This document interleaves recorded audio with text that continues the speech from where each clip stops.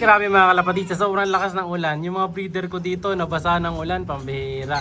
Yun na nga mga kalapatid, sinabutan ng malakas na ulan yung mga kalapati ko sa ronda. Siya si Idol Madla, nakakahanga, may mga hawak, gandang linyada. Ika'y inspirasyon kung bakit hanggang ngayon ako'y palaging kumakarera. Wednesday delivery day tayo mga kalapatid sa mga pending birds natin. So ito papadala natin kay Boss Jomel Cachero na dali niya to sa ending 160 lang. May kasamang pedigree, kalapati na maganda pa mga kalapatid. Tapos meron dito, yung isa dito dahil talagang suki natin siya mula una saka siya nagpupuno talaga ng slot. Kaya meron siyang isang gift bird. Ito kay Boss, ano pangalan na ito? Si Boss Kuya din ang pangalan niya sa FB eh. So ito sa kanya. So dalawang kalapate. Ayan, sabi ko naman sa inyo, basta suki natin mananaya sa ending, basta may mga sobra tayong ibon. Eh, nilagyan natin ng gift bird yung mga padala nyo. Kahit hindi kayo nahihingi, dadagdagan ko talaga yan mga kalapatid. May gift bird agad dyan, matic mga kalapatid. Hindi kailangan mahingi, bibigyan kayo ng kusa. So ito yung isa oh. Ito naman, red bar para kay Boss Nico Amando. So yung tatlo na to, ano to, puro Cavite to eh. So sakto, isang direction lang yung rider niya yung araw na to. So ayun siya. Tatlo mga kalapatid. So pang-apat, bukas sa ano yun, sa Pangasinan. Ito, nahuli yung kay Boss, ano pangalan niya kay Boss? Kay Boss Dennis Castro ng, ano pala to, Nueva Ecija. Ayan, Boss Dennis, ito yung sa'yo, Masili. Pulsive ng mga pambato natin mga kalapatids. Na mga pantakloban natin. So bukas tong kanya, lagay ko muna dito. So, ay bukas ba? Baka Friday pa lang kanya. Bukas ko siya update. No? Pero ready na natin to, papadala ko na sa rider. Ngayon, eto nga. Yun na nga mga kalapatid, sinabutan ng malakas na ulan yung mga kalapati ko sa ronda. Pero ganun talaga, one day eat na kasi sila. Kaya kailangan nilang lumipad kahit na umuulan na yun. Isang grisel na huli. Pasok! So, lakas ng ulan, grabe, ayan o. Ay mga kalapatids natin dyan, mga bata, okay yung papaulan ha. Ingat-ingat kayo, ayan o. Tanyo. Yung bahay nila Coco, sarado. Kasi nga, malakas ang ulan. Pero dito yung mga ibon natin, safe na safe sila kahit yung ulan.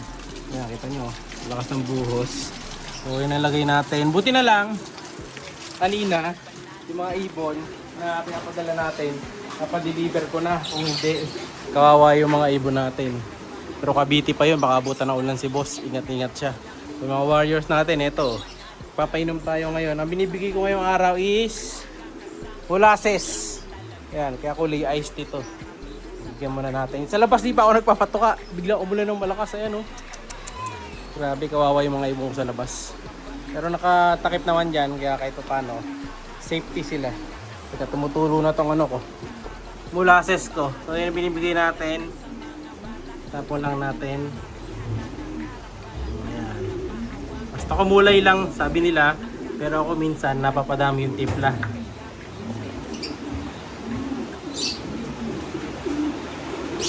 Problema pag laging ganito yung pinapainom nyo, madalas kayo maglinis ng patukaan.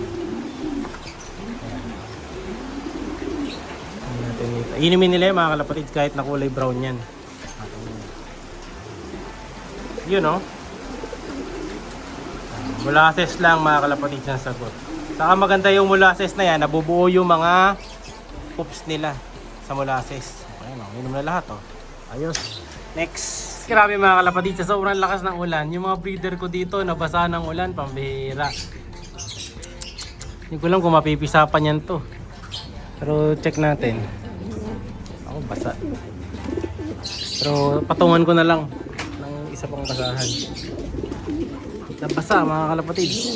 Yung pugad nila. Nako po. Ayaw pa niyang palagyan ng basahan. Nalagyan ko lang basahan, tol. Yan, lagyan lang natin ng basahan. Ayan, para kahit paano mabuwasan. Natras natin ng konti. Nabasa sila. Pambihira. Hindi ko napansin. Sobrang lakas ng ulan kasi. So pati yung ito, kita nyo, nabasa yung mga pop tray nila.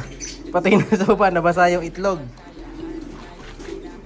Ito din nata, nabasa mga kalapatids. No? Nabasa din sila mga kalapatids. Naligo yung mga breeder ko. Sobrang lakas ng ulan. Biglang bumuhos eh. Hindi ko na nasip yung mga itlog nila.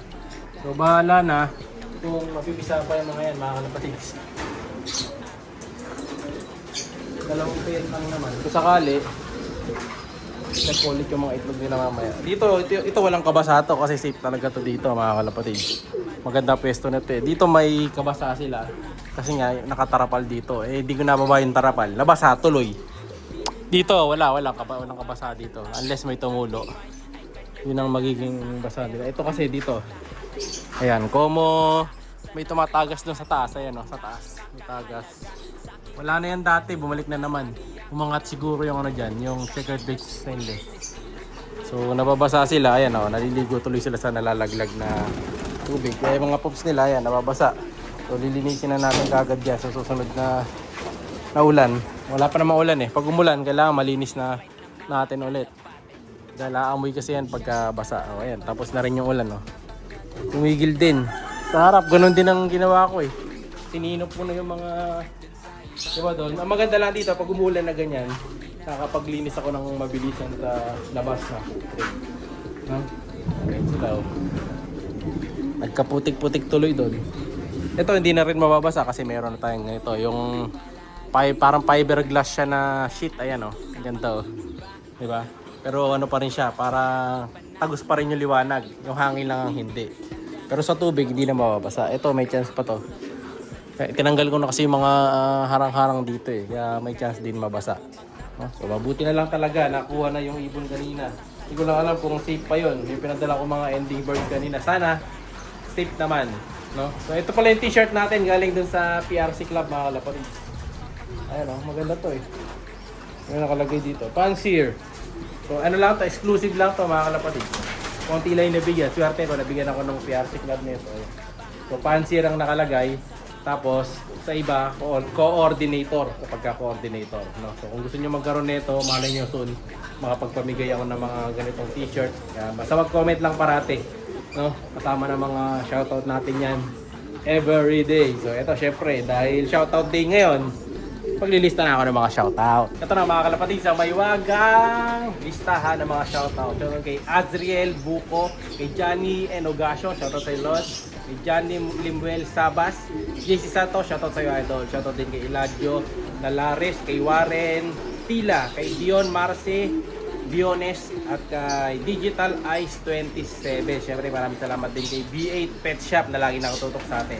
Kay Melben 7311 o Neben 7311, shoutout sa iyo Lods. Maraming salamat din kay Rendren Garcia, kay John Matthew Magsanok, kay Ricky Bandal, kay Milan Season Jr. at kay Jay Bustamante na first commentor natin dito sa video. So unang kayo mag-comment, syempre matik yan, basta nasa una, shoutout natin yan. Maraming salamat mga idol. So ayan o, tumila na ng ulan, kaso bumabalik na naman.